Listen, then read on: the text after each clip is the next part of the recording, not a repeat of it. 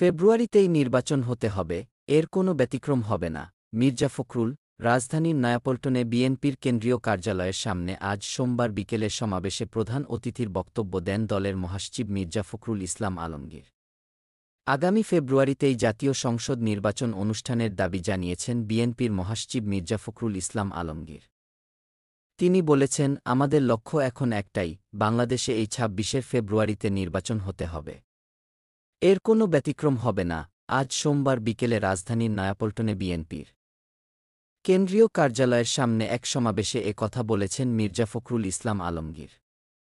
তিনি বলেন, গণতন্ত্রের প্রশ্নে আমাদের কোনো আপস নেই। আমরা নির্বাচন চাই।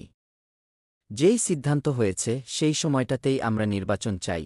লন্ডন বৈঠকের পর যখন মানুষের মধ্যে নির্বাচন নিয়ে একটা আশার সঞ্চার হয়েছে, ঠিক সেই সময়ই কয়েকটি রাজনৈতিক মহল, কয়েকটি চক্র বাংলাদেশের রাজনীতিকে ভিন্ন পথে প্রবাহিত করার চেষ্টা করছে বলে অভিযোগ করেছেন বিএনপির মহাসচিব। তিনি বলেন, এই ষড়যন্ত্র নতুন নয়। এই চক্রান্তকারীরা বাংলাদেশকে আবার অস্থিতিশীল করার চেষ্টা করছে। বাংলাদেশে যাতে নির্বাচন না হয় সেই চেষ্টা তারা করছে।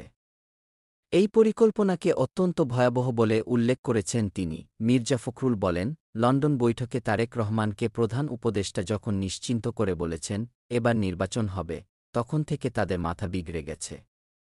যারা তারেক রহমান ও বিএনপির বিরুদ্ধে কথা বলে তারা গণতন্ত্রের শত্রু, দেশের শত্রু।